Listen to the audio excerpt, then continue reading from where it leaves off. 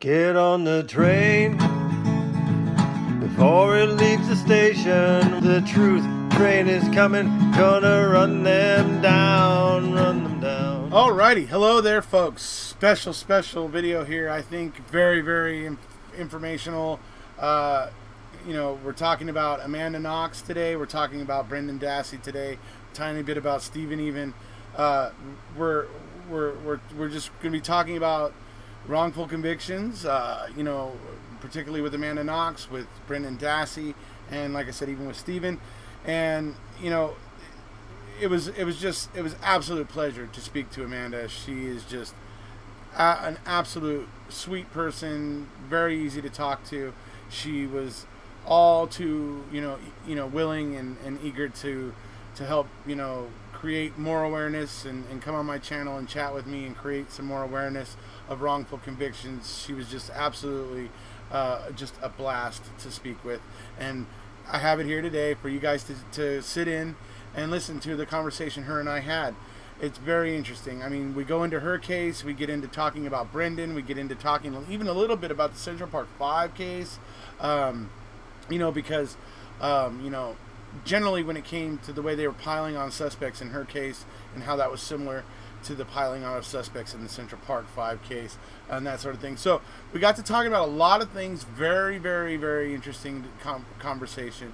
It's about 35 minutes roughly, her and I talking, so you guys, there'll be a lot of good information there. Then I didn't just stop there. I went ahead and asked retired FBI agent Steve Moore if he would like to come on and do a little talk with me about a paper he wrote, you know, a document, you know, that he submitted back when Amanda's case was on appeal and that sort of stuff. And it's a paper he wrote called the Missing Mountain of Evidence. That's going to be very interesting. So we're going to be talking about that. Got a lot of interesting stuff here today, folks. I think you'll find this very interesting. So here we go. I want to go ahead and introduce it now. This is my chat with Amanda Knox. You know, we're going to be talking, like I said, a little bit about her case, a little bit about Brendan, a little bit Central Park 5, even, you know, so we're going to be talking about a few different things, and there's some humor in here as well, so I hope you guys will enjoy that as well. So here we go. Without further ado, here is my chat with Amanda Knox. So my first question for you is a bit humorous, obviously, but at the beginning of the documentary, you talk about how back then, when this all began back in Italy, you were about 18, right? So back in Italy, I had just turned 20, actually. Oh, you were 20. Okay, so you were 20 years old. So I turned 20 in July, and then, you know, a few months in, let's see, I went to Europe in late August with my family, spent a month with my aunt in Germany, and then moved down to Italy. Oh, okay. So at that time, you talked about how you had a bit of a Xena feeling of Xena. You know, it was you know, you were young, you know, and you had that Xena feeling. And I was just wondering, at as that you time, I was a Xena person. Like, I don't. Well, so here's the thing. Like, I loved Xena growing up because she's just this like independent. Also, it's like a best friend story. So back in the day, my sister and I would dress up and go walk around in the woods together, basically. Right. And I would watch Xena every day. Oh yeah, we all did. But I've never actually like. Sorry, we all did, right? I mean, that and Hercules were huge, right? Anyway, sorry. Totally. Yeah, like if I came across you in the woods as Hercules, we would have had a grand time. Right on. So I just wondered if that has carried over into now that you're such an activist for wrongful convictions. Do you still have a bit of that, you know, warrior princess spirit left, you know, after everything you've been through? You know, like, the funny thing is, like, I've always loved Xena. I've never really, like, if I'm going to be honest with myself, I'm not really a fighter. Right. Like, I know lots of people who are fighters. And, like, for me, I'm more of a Gabrielle character, if I'm really going to be honest. Yeah, no, like, really, like, so, like, to this day, I think I would not define myself a fighter. I'm hoping to be a connector. I'm hoping to be someone who can reach across to people who, one, are being, either vilified or isolated or in some way mistreated or misunderstood. Sure. And trying to, help that person, tell their story and convey their own humanity. And on the other side of it, I never expected to ever find myself in the middle of a true crime situation. Right. And because of that, I think I'm a really good translator for all of those people who were like me, who never really thought about the criminal justice system just because they never came into contact with it. So, okay, folks. Did what Amanda just said there sound familiar to you? It sounded familiar to me. All right, I'm going to play you a clip of Ricky Kidd right now because I want you to see how what Amanda just said is something that is not unique to her. So, it's shared by another wrongfully convicted individual. So here we go.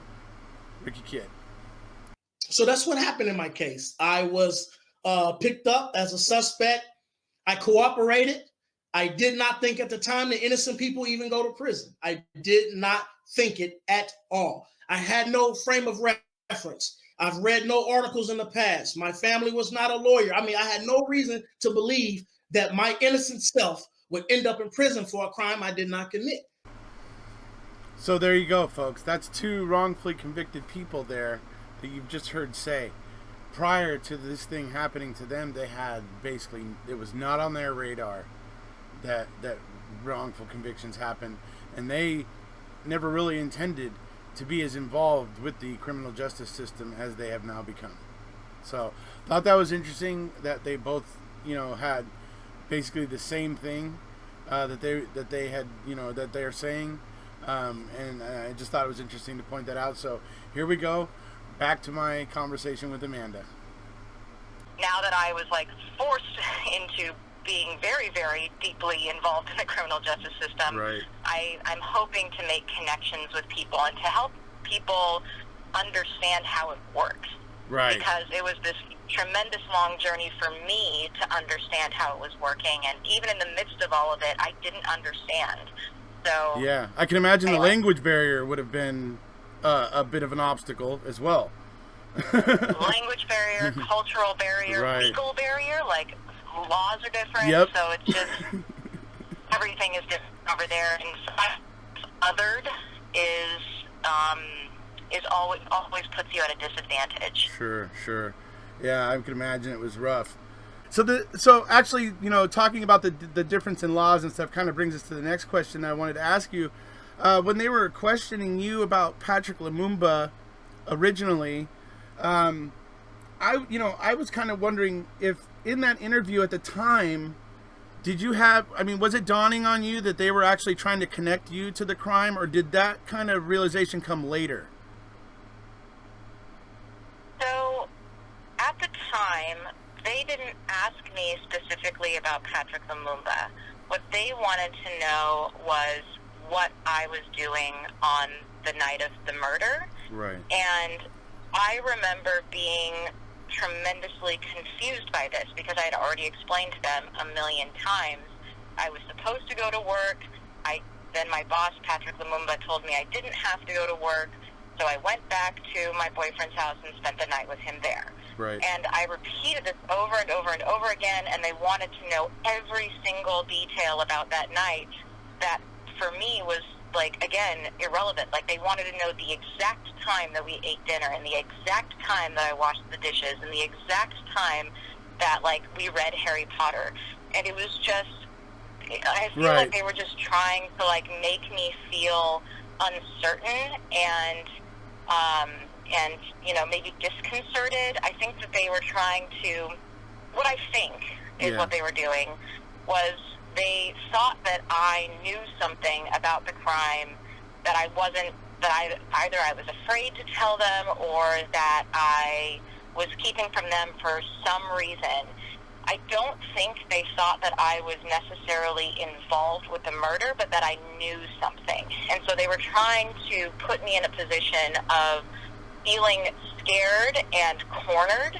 Yeah. And when I when I handed over my cell phone and they saw that I had a text message with Patrick, and they misunderstood that text message to mean that I had made an appointment with him that evening. Right. That's when they really hammered down on me, like, who is Patrick Lumumba? Why did you meet with him?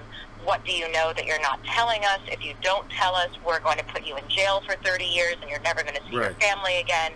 And, like, all of this, like, for me, I didn't understand why they were putting me through this, honestly. Right. Like, I had told them everything I knew. I kept racking my brain to try to think of anything that could be helpful. And in the end, what they told me was that I had amnesia and that I had witnessed something and it was so traumatizing that I had amnesia and I needed to remember right now or I was going to suffer insane consequences. Right. And so my mind, trying to piece together all of this information that they were, you know, like basically they were sort of spoon-feeding me. You met with Patrick Lumumba, you witnessed something that was traumatizing, and you need to tell us what it is now. And so basically I was just like, I guess maybe Patrick killed her and maybe I witnessed it. But again, like, I didn't have memories of this. I basically was just like, oh my God, I must be traumatized and don't remember. Right. And as scared. soon as they got me to question everything that I believed, then they were able to get me to sign anything that they wrote. Right. Do you realize how remarkably that sounds similar to what was done to Brendan Dassey? Oh, I mean, no. It's like, it's obnoxious what happened to Brendan Dassey. Like, I am just, whenever I talk to anyone about Brendan Dassey, I am just shocked that anyone could think that he was involved in this and that what he said came from him. When so clearly the police were spoon-feeding him, and not just spoon-feeding him, but force-feeding him the only way out. Of this, once they had him cornered, they were just like, look, you're going to tell us this, and that's it. That's your only choice. And he was in no position to defend himself. Certainly. And it's just a travesty. It is, absolutely. I mean, he certainly didn't have the tools for that situation, and I don't think most young kids do for that situation. Yeah, so it is a tragedy what they did to Brendan. I mean, it's funny because you watch that interview. They get him broken from his original story that he told with consistency, right? And they get him broken away from that, and they start getting him to tell a narrative they want. But he's not doing it right. He's putting in things that they don't want because it doesn't match the certain fact points that they're trying to hit. So they basically, after he gets far enough down the road, they go, wait, Brendan, let's start this over with. You know, let's start from the beginning. Brendan, tell us the truth. Come on, don't lie. If it didn't happen, don't tell us. But we know that fire didn't start at 6:30. It had to have started sooner. And we know you didn't see Teresa on Steven's doorstep as you were walking down the drive. They know these things because they know these things are impossible. So they're telling Brendan, that's impossible. Start again. Now tell us a different story, you know, and it's just like, oh, brother. So yeah, it's a mess. And the way that they like pose it, where they're like, oh, we caught him in a lie, so we're going to start over again. And it's like, no, what you did was you caught him like trying to tell you what you want to know, and he doesn't know. And every time you say you're lying, Brendan, like they're giving him a cue that that's not what they want to hear. And so it's just so basic, like coercion and psychological breakdown and manipulation.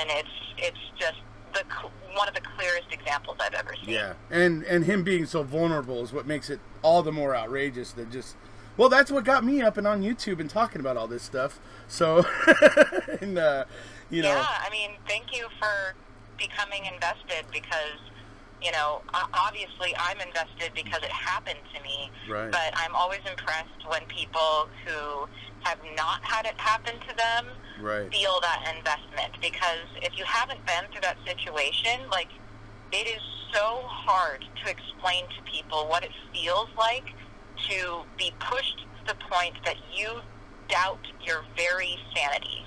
And like it's so many people struggle to really grasp how vulnerable a person can be in that situation if they've never been there before. So I commend you for like empathizing with him and looking at the research and really seeing what's going on, because a lot of people just dismiss it. Yeah, I know. I couldn't. It kept going to work with me for the next couple days after I watched Making a Murderer. And I just couldn't get it off my mind. So that was it. It sealed the deal. I mean, he was vulnerable. There's a lot of things about it that just, it didn't sit well. So, but, so. Yeah, and I don't understand why, like, it was a year ago that they were looking at letting him out. Is that right? Yep. He was making his way through the habeas courts, right? Anyway, sorry. It's just this. Also, my friend Steve Drizzen is heavily involved in this case, and so I've heard about it a lot from him, and it's just. Yeah, this is clearly a kid who just needs to be with his family, and it's astonishing that he's been made to suffer this long. Right, absolutely, it is. So, so that's the kind of similarity I noticed between that interview with you and about Patrick Limbaugh, or about this, I guess, about your cell phone message on your phone. But so that leads us into the next bit, where they eventually find out that Patrick has an alibi, pretty rock solid alibi. They can't hold him; they're letting him go. And what I find is interesting is that they don't really take responsibility for kind of the methods they were using in the interrogation with you. They just immediately come down on you like a ton of bricks and slap you with a... absolutely. They made it my fault. Yeah. Right. And then slap 100%. You with a slander charge. They don't even take responsibility for the fact that, like, Patrick Lumumba from day one had an alibi. They just showed up at his house, completely disregarded his alibi that he was able to provide.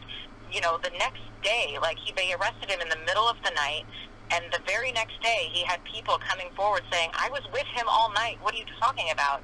And they did not release him for 2 weeks. They only released him once they finally caught Rudy Gaudet, because they just didn't want to, like, have to admit that, they said case closed, and they made it a big public announcement that it was case closed, and they didn't want to release anyone from prison until they could replace them with someone, and that is on them.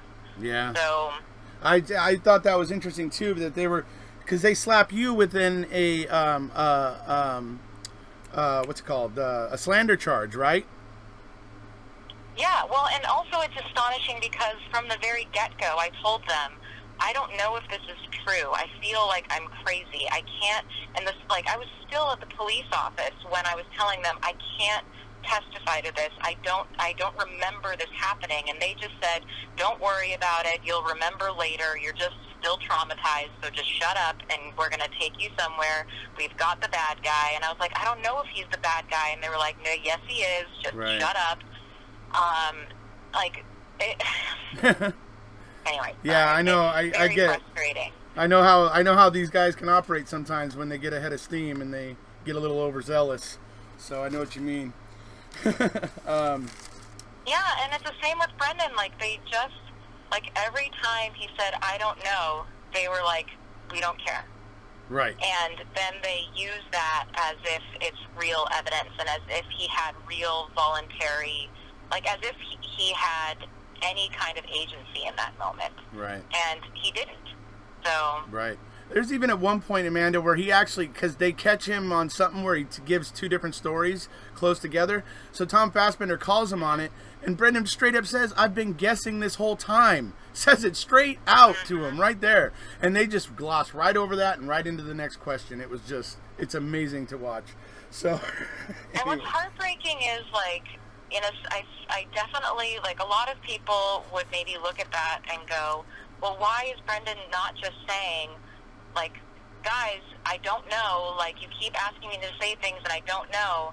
And the thing is, like, when you're in that situation, like, you're being abused and psychologically manipulated, and they're able to do that because Brendan was there because he wanted to help. Like, he was trying to help. He was trying to give them what they wanted. Right, right. And, like, that's the heartbreaking part, is, like, he wanted to help them.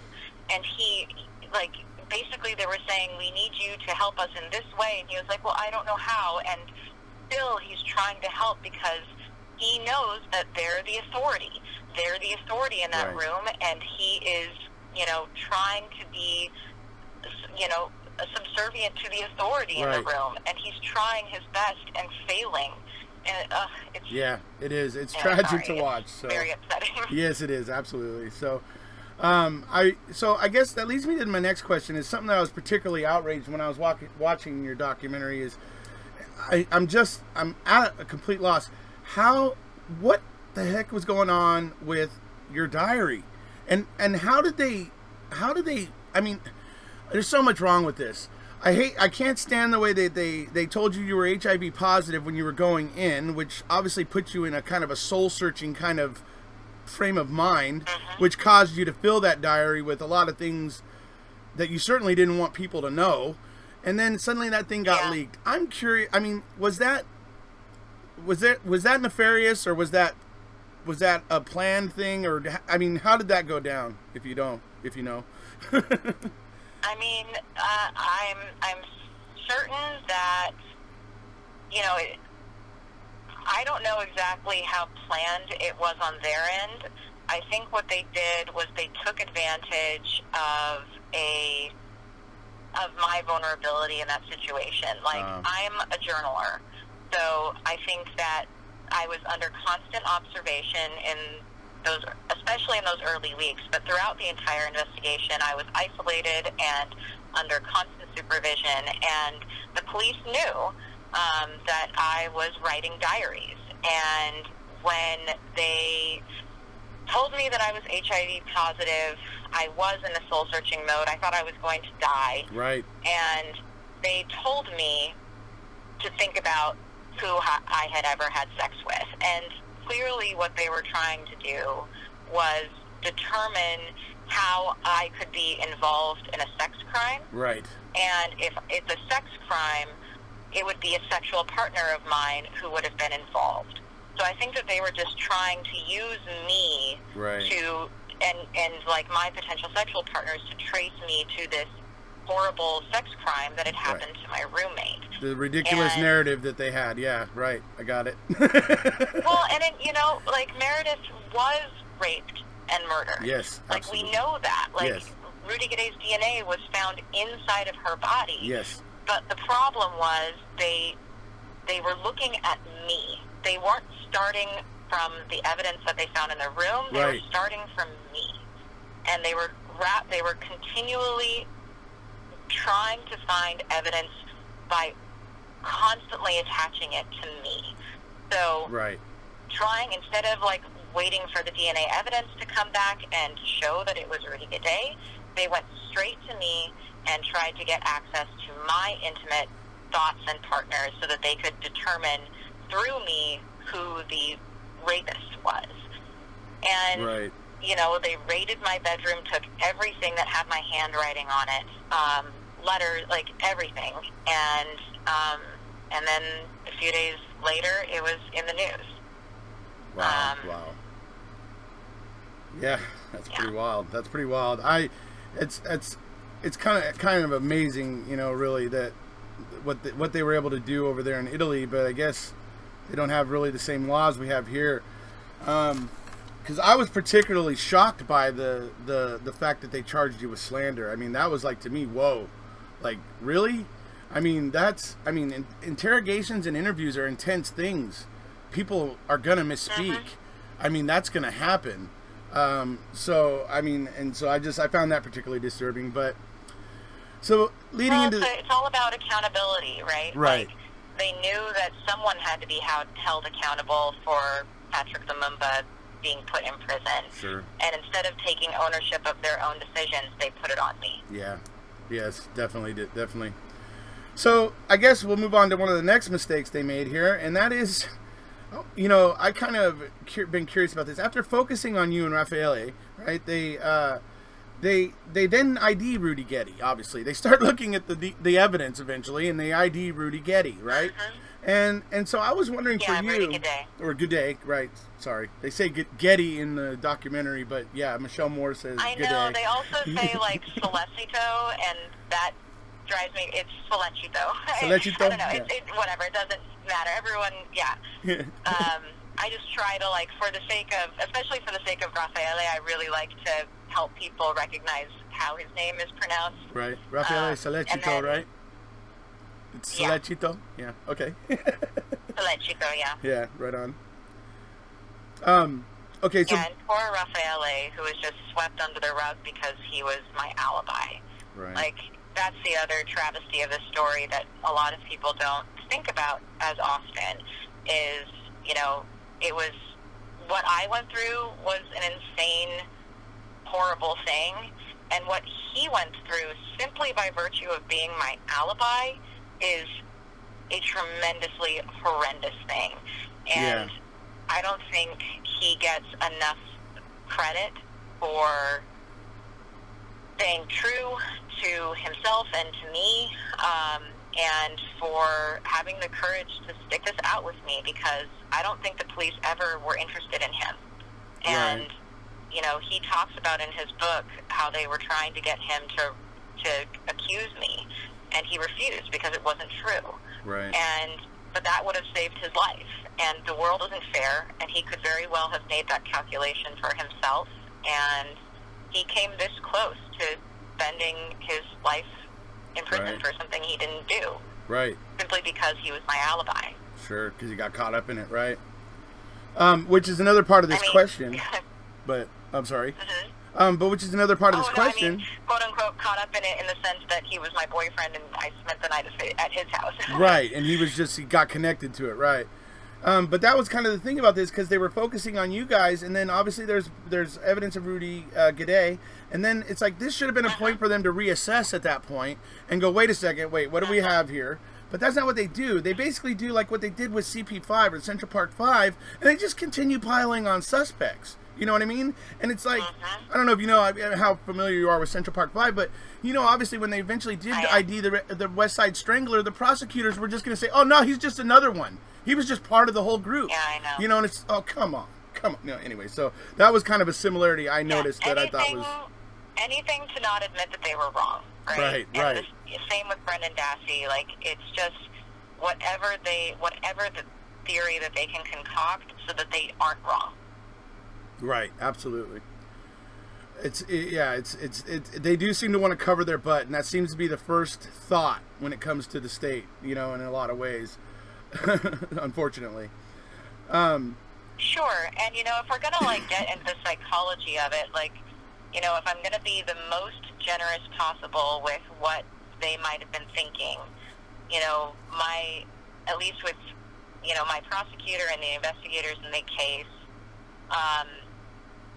something about me rubbed them the wrong way. Honestly, I feel like it's simply the fact that I was the one who was first to discover the crime scene and to call the police, and so they sort of focused on me. Right. And because I was, you know, a foreigner and didn't understand the language very well, like, there are a million reasons why they could have focused on me. Sure.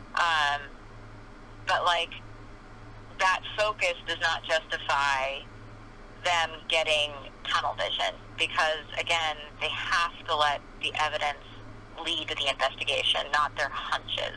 And they always talked about how they had this hunch that somehow I was involved. Right. And so they were going from this premise that trying to think of ways to find a way to make me involved to satisfy that hunch. Right. And, I mean, sure, I can understand that, but that doesn't mean that I can understand how they would feel that way. That does not justify it. Right. Same thing. I mean, with Brendan, it's even worse, because I don't think that they genuinely thought that he was involved. They just wanted some way to get Stephen Avery, and they saw a vulnerable kid and took advantage. Yeah, I agree. That's exactly what happened. And it's obvious because there's no evidence of Brendan anywhere in the supposed crime scenes. I mean, there's no trace, you know, so...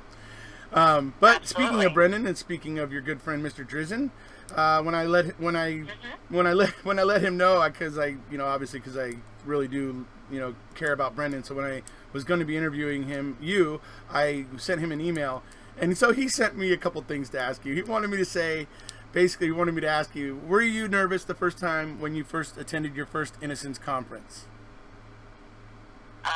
Absolutely. I was tremendously nervous.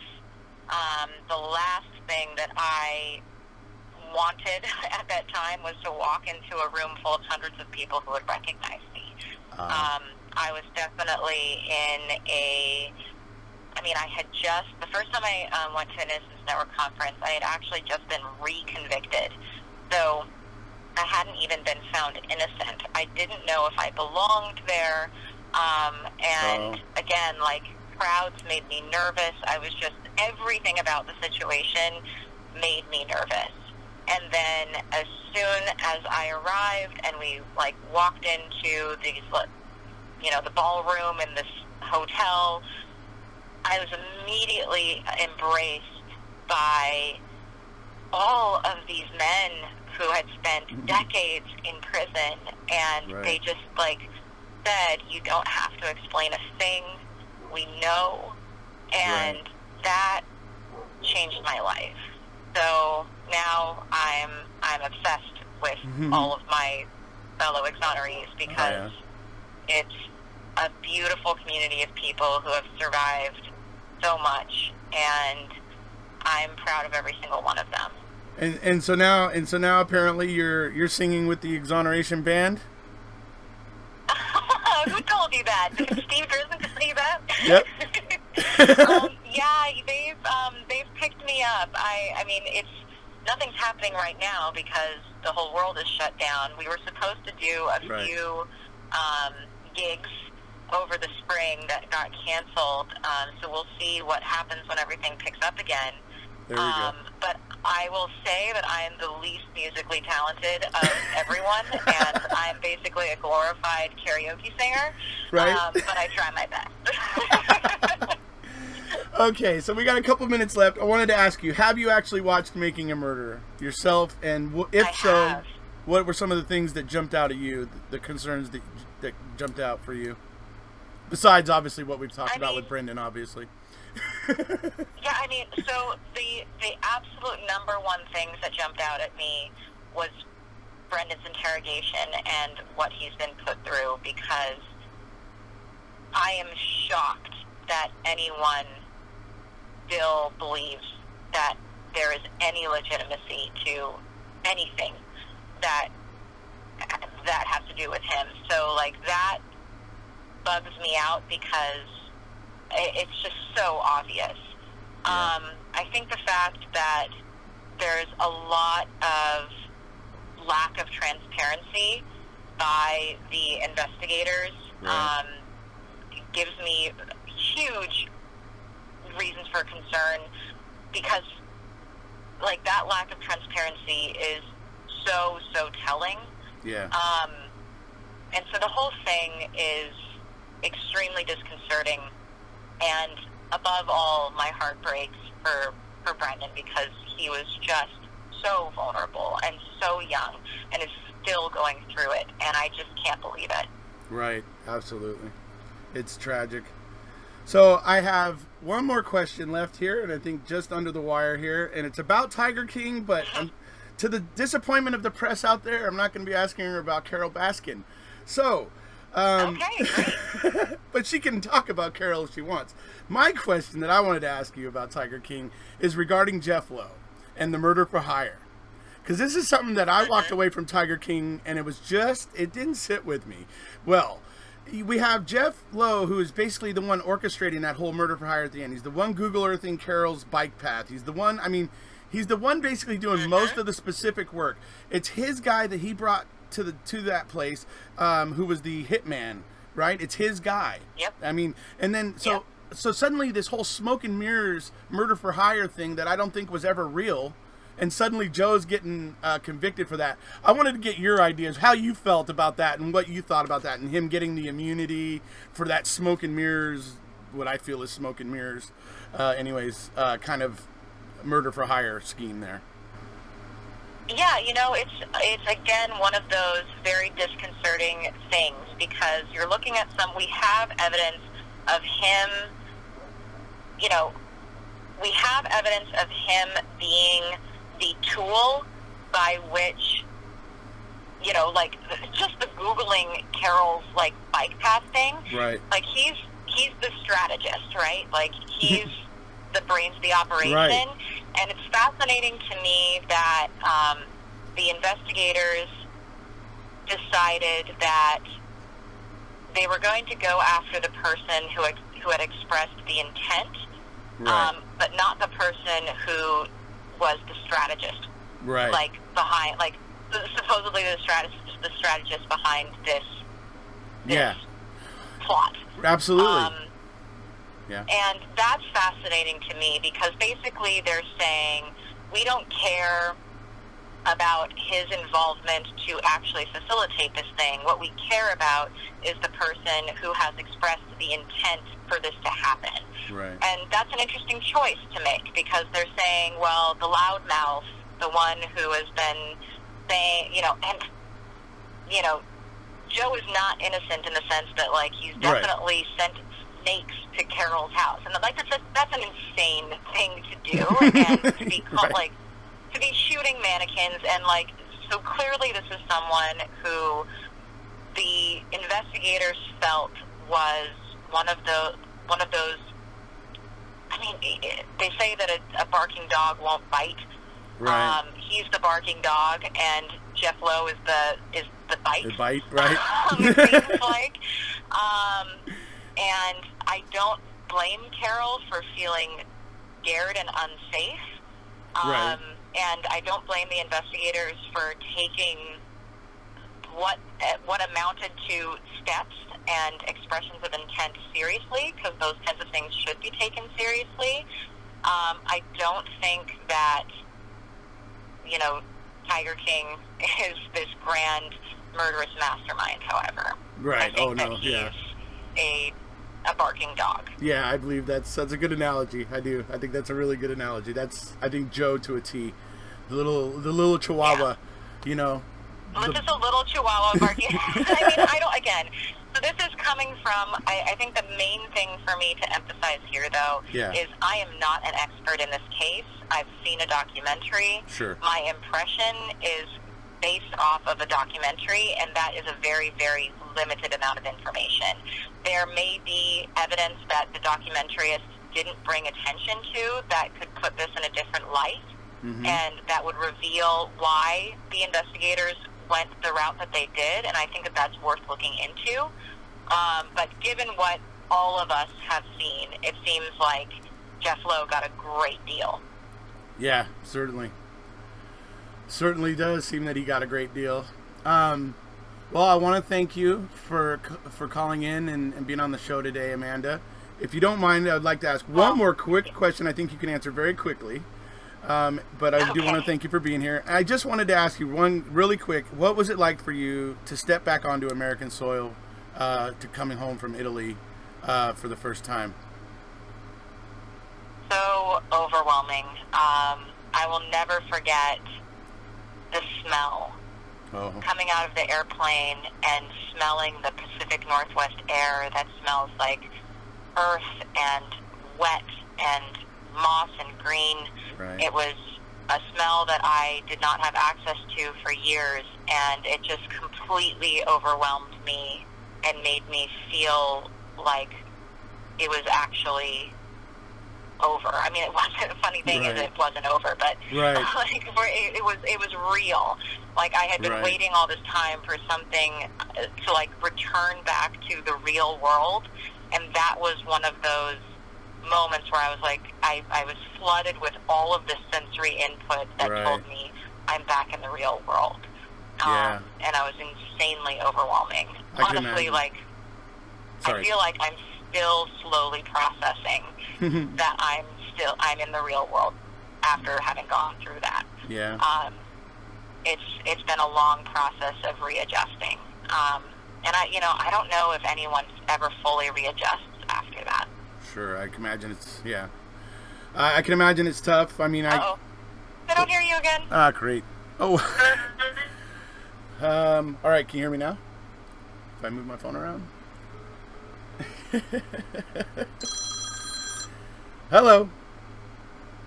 I'm so sorry. I don't know if you heard any of that. No, I did. We heard it all. It's just, you weren't able to hear me, but we heard it all. So, But yeah, we heard all that. It was very. I could fully appreciate, you know, at least, and especially the way you described the smells getting off the plane. So I can imagine that that was very powerful.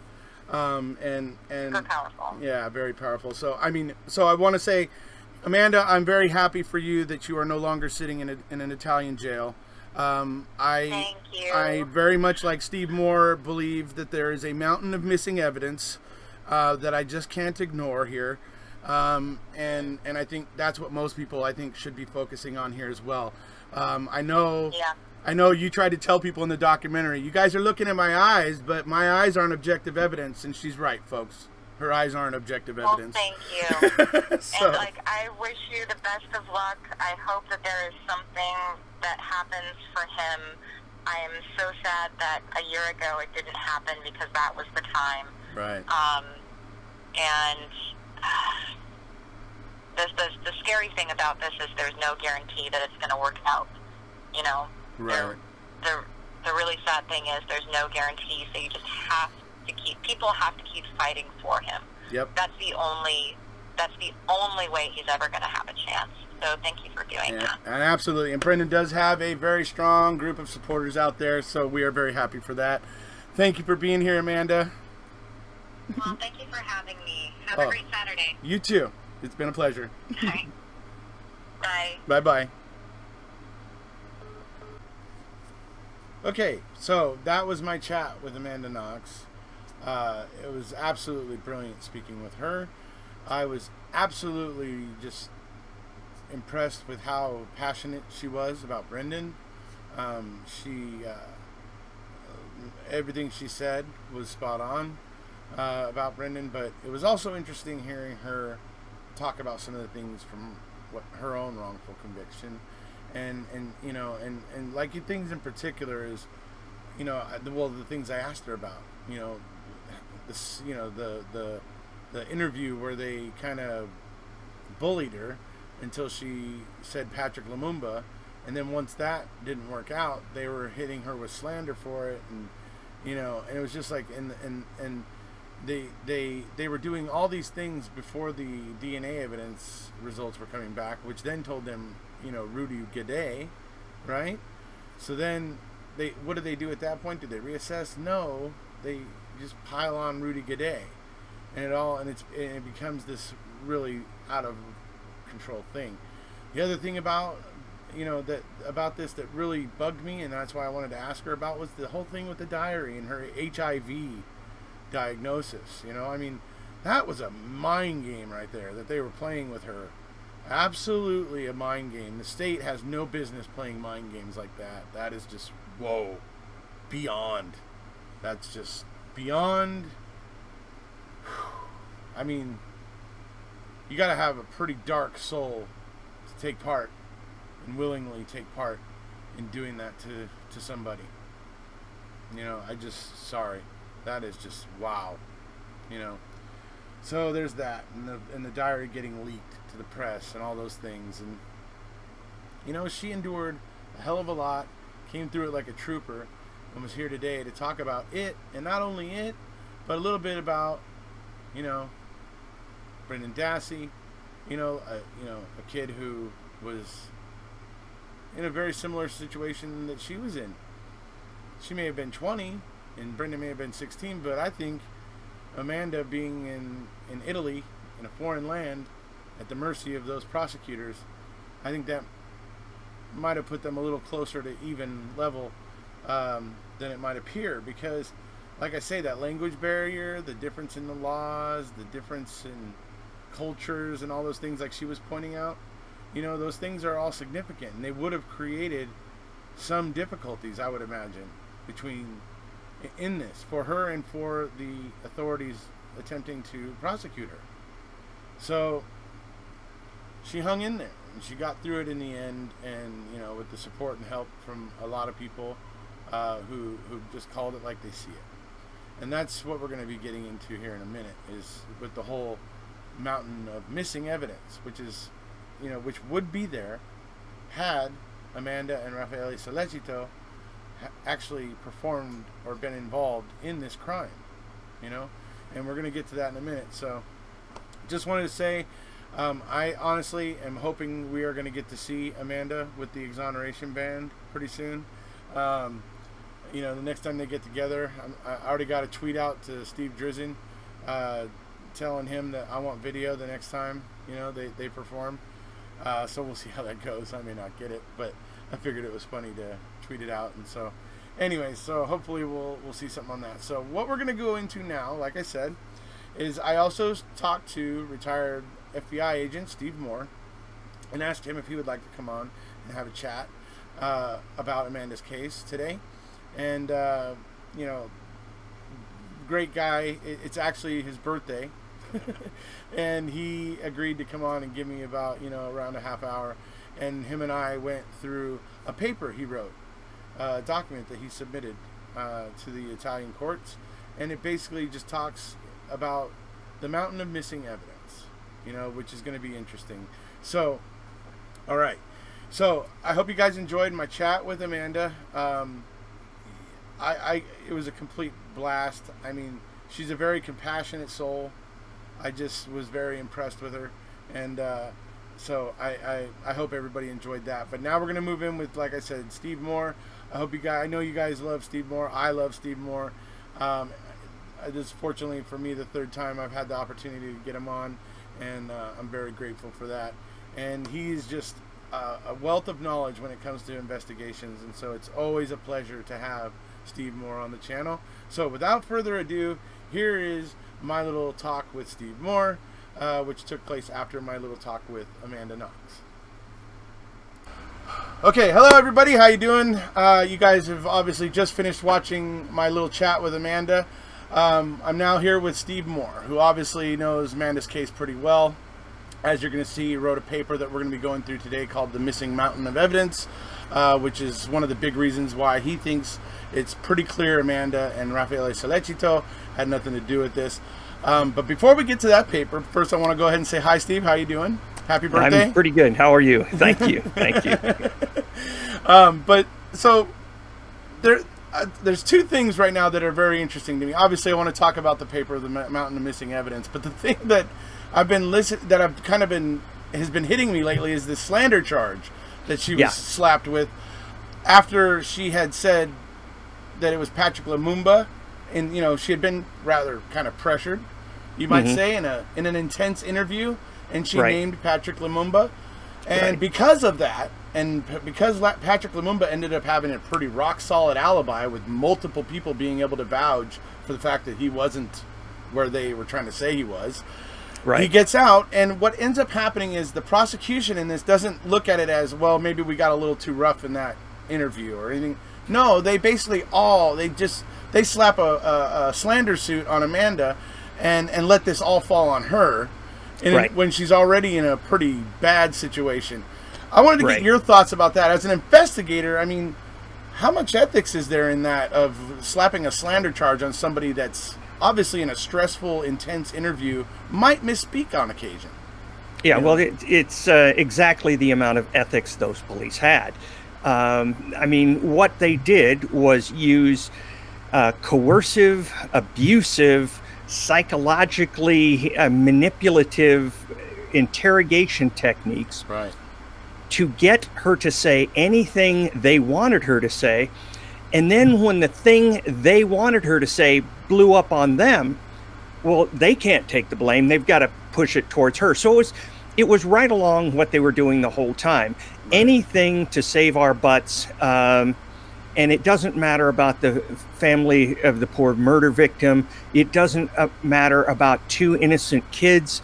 It's like a captain jumping off a sinking ship first is what they were doing. Yeah, right. That's fair analogy of it, I think.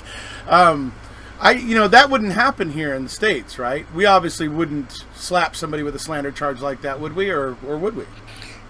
You know, it generally wouldn't happen, no. The problem is that as we see, you're going to find investigators and police in some of the cases that I've worked, in some of the other cases that are prominent now, where they would do something like that, whatever they needed to do to protect their own butt. And so we do see it, but we don't see it in these massive high-profile cases, and we don't see it so clumsily and blatantly done. Right. All right. Well, so that was a very interesting thing. I think she ended up actually petitioning the European Court for Human Rights. Yeah, the High Court for Human Rights. Right, yeah. To help out with this. Do you know much about that? What ended up happening with that? You know, I do not know the status of that particular thing. I believe, though, that she was, they did find that the police used coercive measures on her, and she was given some damages for that. You know, don't quote me on that, but once she got out and got and was completely exonerated by their Supreme Court, I kind of went on to other cases, and my communications with Amanda are more like what they're doing for the summer, and isn't that a neat new kitten you have? Right. Right, no problem. So, okay, so that's an interesting thing, folks, that I just thought was interesting, is the whole slander charge when you're in an intense interview as it is and things like that. So I just thought that was an interesting aspect. Now we're going to move on to the meat and potatoes of it, you might say, where, you know, the real reason why it's pretty clear Amanda and Rafael Solicito had nothing to do with this is the fact that the evidence isn't there to show it. And Steve wrote a paper here that we're going to show you right now, and it's called The Mountain of Missing Evidence. And that's essentially what we got here. So let me make this a little bigger. Whoops. Just so people can read it better. Lots of words in there. A lot of words in there, but we'll kind of just, you know, go give you guys the gist of it. So it's basically starting off with there's a fact that there's an absence of evidence, you know, is evidence of absence, right? That they weren't there. Oops, hold on, I gotta fix something. Absence of evidence is evidence of absence. Right. They couldn't have been in the room. Literally. Could not have been. This is not one of those things where you say the evidence isn't there to support the charge. Right. The lack of evidence disproves the charge. Right. Yeah. This wasn't, oh, you don't have enough evidence. This is no. Look at the evidence. It proves they weren't there. Right. Yeah. And I mean, there's nothing compelling that would indicate that they were there in any meaningful way. I agree. So it's an implausible, you know, it's just you go through how the fact it would be implausible that if all three of these people were there as Meredith was being stabbed and throat slit, that there would just be a lot of blood, and it's just kind of impossible that it wouldn't have ended up on them, and they wouldn't have ended up tracking it around, right? Right. You know, I've seen the crime scene, and it's very bloody, and so what you have is Rudy Gaday's footprints all through the blood. Right. But he allegedly, according to the police, wasn't the one who stabbed her. The one who stabbed her would have had the most blood on them. Right. And they're saying that was Amanda and Rafael, or mainly just Amanda. And so she would have had blood all over her. She would have been closest to the pools of blood. And even if they said, for some reason, let's get rid of all of our footprints except Rudy's. Okay, number one, you would see that places had been cleaned. That wasn't the case. Right. And number two, you couldn't get rid of the footprints where you stepped on their footprints. There's no way you wouldn't have cross footprints on the thing. So it just was ridiculous. Yeah, I agree. And you point out it's like 2/3 of the required evidence is missing. That's the mountain, folks. That's the mountain. Yep. So, yeah. You moved on to begin. That's like saying somebody was stabbed 3 times and there's only 1 wound. Right. It's categorical. It's indisputable. They weren't there. Right. And a further indicator of that is the fact that the bloody clothing is not there. Another missing thing is, and you know, I mean, blood they've gone all through her fingernails. clothes and all through Raffaele's clothes, right? I imagine. Right, everything. They even went into things that were in the washers, okay, and the dryers. And if they had cleaned bloody clothes, there would have been remnants of the blood in the washers and the dryers, and frankly, still the clothes. You cannot just throw a load of clothes in a washer and get the blood out. You can't. Right. And then say you're covered in blood, which you would have been. I mean, you would have been literally dripping. I mean, try painting a wall. I've just been painting a wall. I got paint all over me. Right. Now you stab somebody where your hand is actually coming in contact with a spurting artery. Okay. And you're going to tell me that you could get all your clothes off and into a washer without one drop of blood coming off of it. Somewhere, anywhere, nope. Right? Yeah, won't happen. Didn't happen. It's highly improbable, certainly. You know, so yeah, there would have been blood-stained clothes. Then, you move on to the fact that, and this is something sometimes people don't think about, but some folks in crimes, when a assailant is committing a violent crime, they often end up injuring themselves, and there's no evidence of that here, right? Right. And you know, when you see people who have stabbed people, OJ, well, I mean, hypothetically, who was stabbed, he had a gash on his hand. Rudy Gaudet had a straight cut across several fingers, almost as if a knife blade cut all 3 fingers at once, as if you were gripping a knife like this. Right. It's just the way it happens. You know, I mentioned in the article, we had this little drill we did when I was on SWAT. And what we would do is one guy would stand there, one SWAT guy would stand there, and what he had in his hand was a red marker, like a Sharpie or something like that, and it was red. And we were wearing white shorts and white T-shirt, and our job was to subdue him and cuff him. At the end of the drill, and he was trying, obviously, to stab us. At the end of the drill, we were all messed up, bloody, obviously.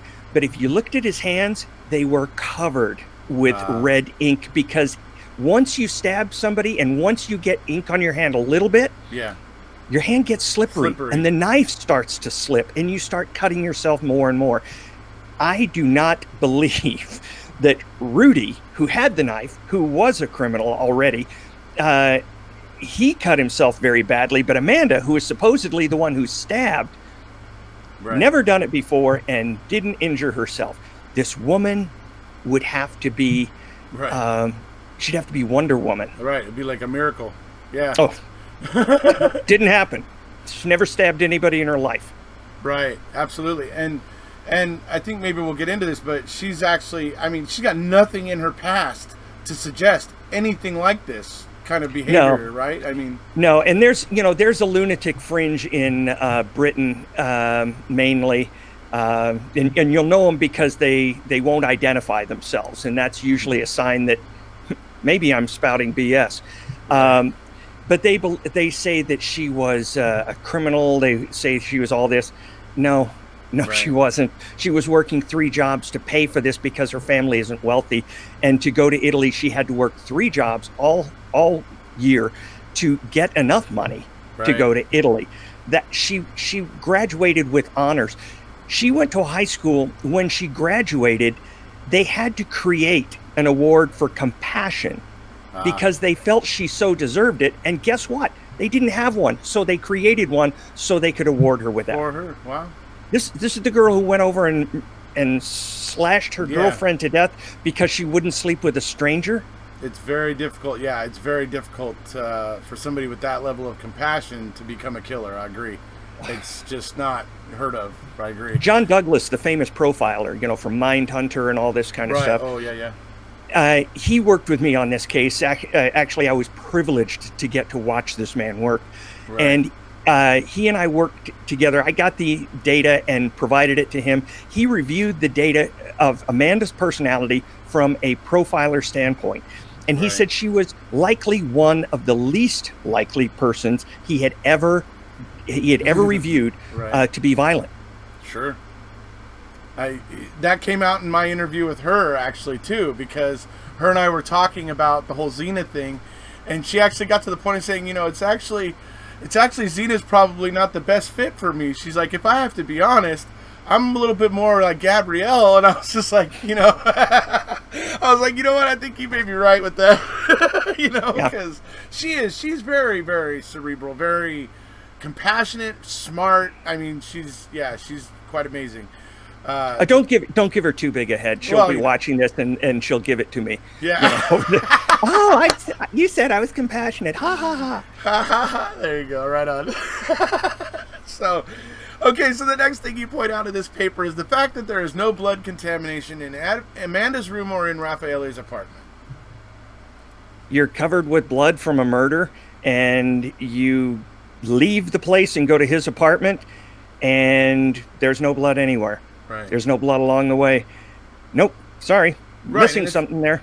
And it would be pretty difficult to try to clean up the mess you were leaving out in public, like, you know, trail of blood you were leaving walking down a public street, right? I mean, that would be pretty difficult to get around and get cleaned up, right? I mean, and somebody she's might not have Stephen seen Avery after all. She's not, you know. So I mean, and by the way, people were up. People heard things. People saw things. They never saw Raphael and Amanda. Right. So I think that's another very interesting factor. Now, escape. You talk about the fact that Getty flees the situation, whereas Amanda and Raphael don't, and they actually call police. Yeah, G'day got on a train to Germany. He didn't have any money. We don't know how he paid for it, but the cash from Meredith's purse was missing, about $400 of cash. Okay. And somehow he had the fare to go to Germany. And so he fled. So Amanda and Raphael just decided to stick around and then go over to the apartment that morning to see if the police had found a murder or something like that. They come and they call the police. And Rudy, you know, it's funny, when they were trying to capture Rudy, they got a friend on a phone with him, you know, and saying, "Hey, Rudy, what happened? You know, where are you? Come on back, blah, blah, blah," not knowing that the police were on the line. Right. And they said, you know, "What about Amanda and Raphael?" And he goes, "They had nothing to do with this." Right. Yeah, we see that in the documentary where he says that. But then he changes his story, right? Then later he suddenly is fingering them. Yeah, well, see, here's the thing. Rudy's fingerprints were on the victim's purse, in her blood, or his palm prints. His DNA was on and in her body, if you catch my drift here. He fled the scene. So what he's looking at is life in prison. But he comes out and testifies against Amanda and Raphael, and guess what he gets? 11 years. Yeah, right. I remember he got reduced, right? Yeah. Yeah, that was what you call a deal. Right. And I believe there's been some talk of the possibility that G'day was maybe a confidential informant, possibly. I'm not saying that's a fact, folks. I'm just saying there's been talk. I cannot prove with a file in front of you that he was, because I know from working informants for 25 years that you guard your informant files. They're not even in the normal place. You have special people who can look at informant files, and they have to be specially cleared. But one thing I do know about informants is occasionally, you know, an informant is no good if they're not somewhat dirty. Because if I went and got a pastor as an informant, what's he going to tell me about drug dealing in the community? Probably not a lot. So your informants generally are a little bit dirty. Right. And when they go down for minor things or even semi-moderate things, you frequently call the agency who have arrested them and said, "Listen, I can't discuss this in detail, but that person is valuable to us on some cases we're working now." Right. Well, that's police language for, oh, he's an informant. Right. And so what happened is, before the murder, I mean, just days before the murder, Rudy G'day gets arrested in Milan for burglarizing a daycare with a knife on him. And he's just too chemically altered to make it out of the evening, and he passes out. The kids get there in the morning with the teachers. There's this burglar in the place, passed out. The police arrest him for burglary, and all of a sudden, they drop all charges, give him his knife back, and put him on a train to Perugia. I mean, it's one thing to say we're going to drop charges. Yeah. If you drop charges, you're not going to give him his knife back, and you're just going to kick him out the front door. Right. giving him his knife back and putting him on a train to Perugia that they had to pay for, likely. Right. That's a police favor to another department or prosecutor. So, wow. Yeah, if you asked me and said, Steve, you have to bet your house right now, was Rudy an informant? I'd pull the deed up right now and say, let's do this. Right. Okay. That means he's sure, folks. So yeah, that's interesting. So sticky situation, obviously, with if that's, you know, if that ever is proved true. Yeah, and let me tell you something that you know, just to let you know how much I believe this. You know, Raphael was Amanda's boyfriend at the time. Raphael was alleged to have held this girl down while Amanda allegedly cut her throat and stabbed her all these times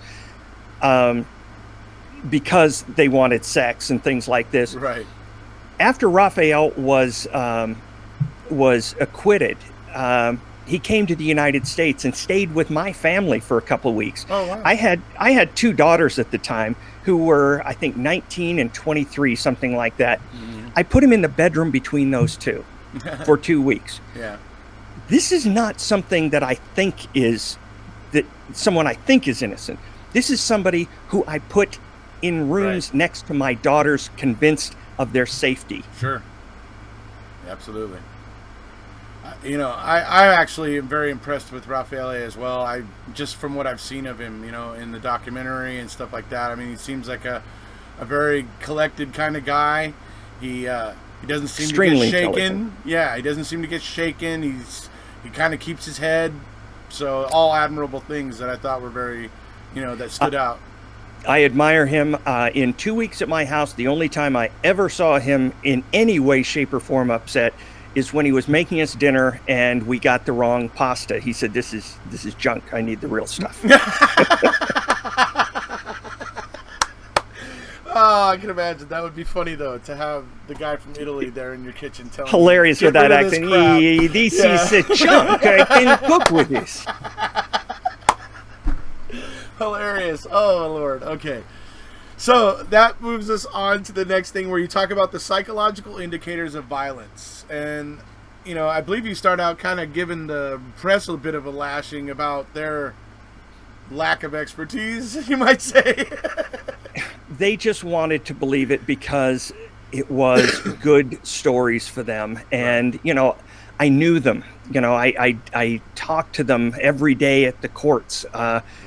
Nick Pisa, who was discussed in the documentary, for a while, RAI, the Italian network, hired him to be a translator for me on their television shows, you know, to discuss the case. And so Nick and I talked a lot, and I think my wife still talks to him as of last week. Oh, wow. And we have some very strong differences about, and candid differences about, how, if you knew that the case was bad, would you still be writing this crap? Right. It's beyond me. I can see some that were intentionally blind, some that were just too naive to figure it out. Mm-hmm. But some just did it anyway. Yeah, I agree. So obviously, as we discussed before, there's no real indicators in Amanda's past or even Raphael's, right, of that they would be kind of, I don't know, acclimated to this sort of crime, obviously, you know? Yeah, none. They are the polar opposite. I would be much more likely to commit a violent crime than they would. Right. It's just they have no violence in their past. Neither of them had ever even been in a fight at school. None of them had ever, I mean, it's just offensive and bad. Right. And so Steve has a little thing here where he made a list of things that, you know, if Amanda, you know, basically what we would have seen if Amanda Knox was the killer she is portrayed to be. And he goes through a list. We would have seen a motive. We would have seen homicidal fantasies. We would have seen violent intentions expressed in threats. She would have had maybe a fascination with weapons,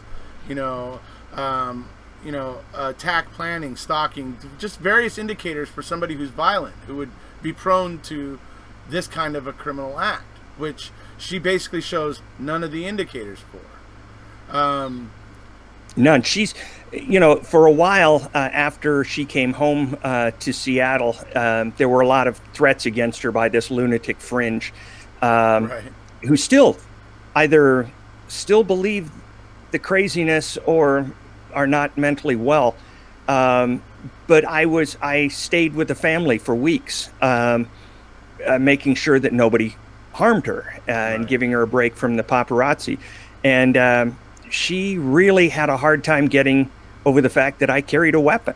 You know, I said, really? Amanda, I'm an FBI. I was an FBI agent for 25 years. I was SWAT. I was a sniper. I carry weapons. I'm legal to do that in 50 states, you know. And she said, guns freak me out.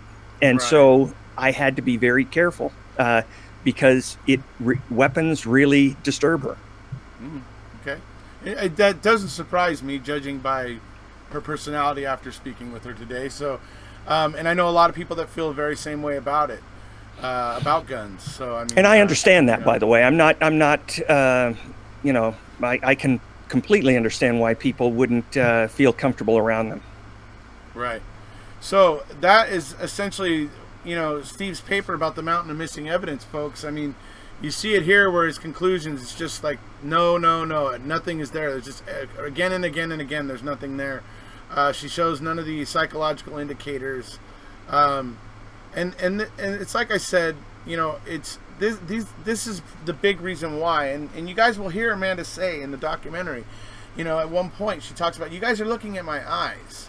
She's like, you guys are looking for the answer in my eyes. But she's like, my eyes aren't objective evidence. She's right. Her eyes aren't objective evidence. The objective evidence is what Steve's pointing out right here in this paper. You know what I mean? And so this is the objective evidence. And this says 100% innocent. You know what I mean? No doubt in my mind. It's if everything they said, if half of what they said was evidence, was real evidence, then yeah, she did it. Not a single thing they ever said was true. Right.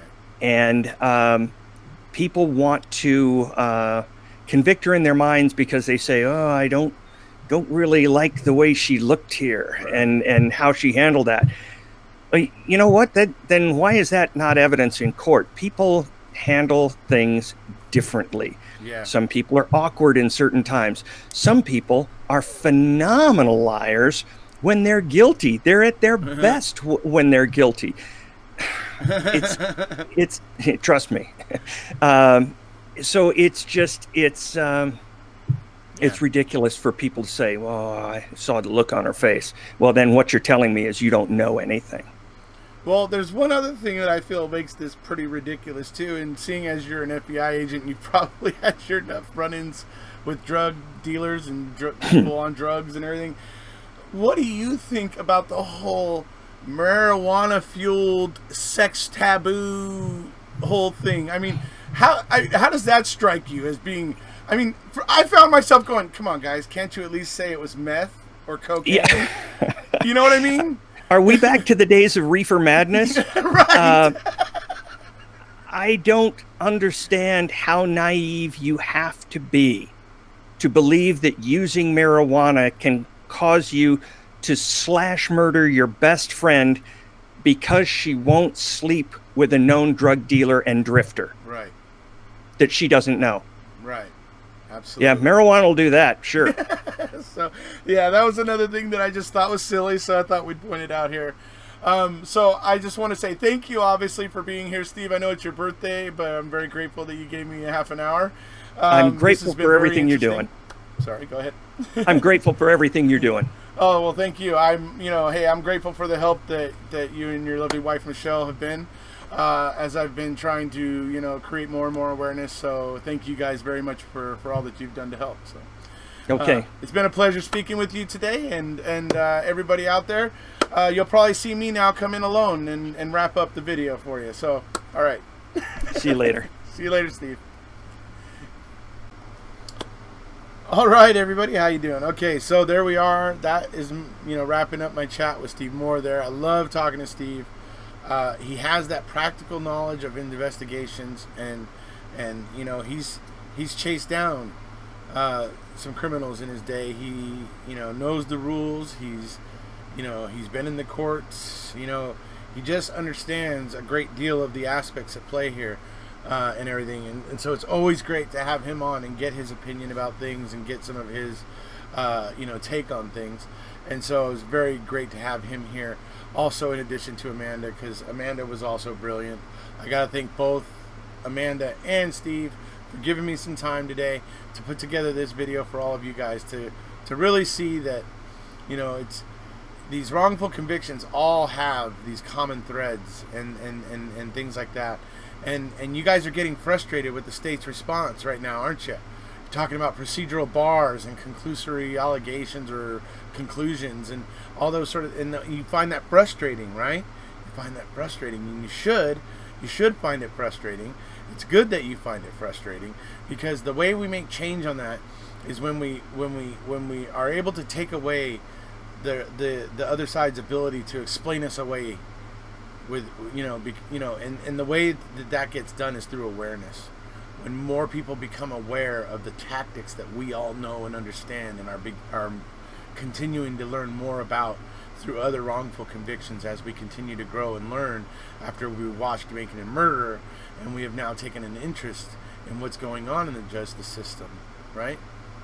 So it's important, you know, that we call attention to these things. It's important that we know what happens in other wrongful convictions, because that way, like I said, when they try to dismiss us and try to say, oh, you really think a cop would have done all that? Like, you think these cops would have blah, blah, blah, this and that, and they want to try to make you sound ridiculous. But when you know other wrongful convictions, you can say, well, I know a case in Georgia or Iowa or whatever where that exact scenario happened. You know what I mean? And once you're able to do that and throw facts in people's face going, yeah, it's happened before, so I'm not ruling it out. And that's the way, you know, we create more awareness for wrongful convictions and get the system to recognize that right now the post-conviction process is a joke.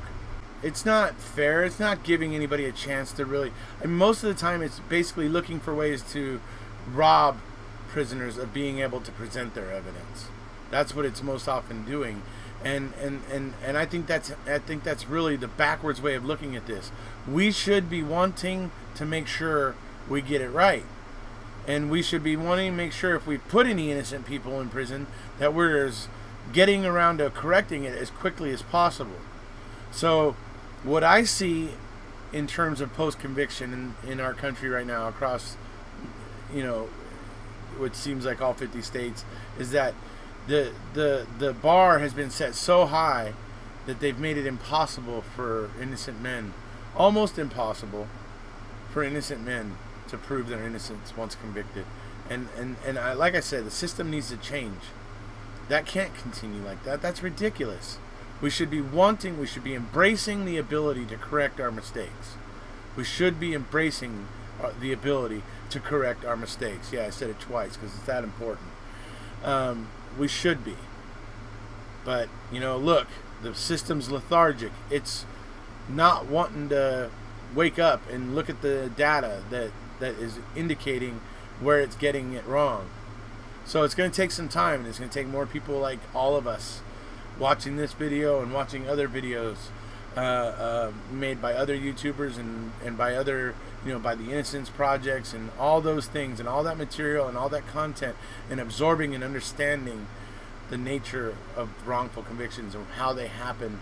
It's very important, and that has been my main goal today, really, folks, in pulling, you know, Amanda Knox together and Stephen Moore to come in today and say some things to you.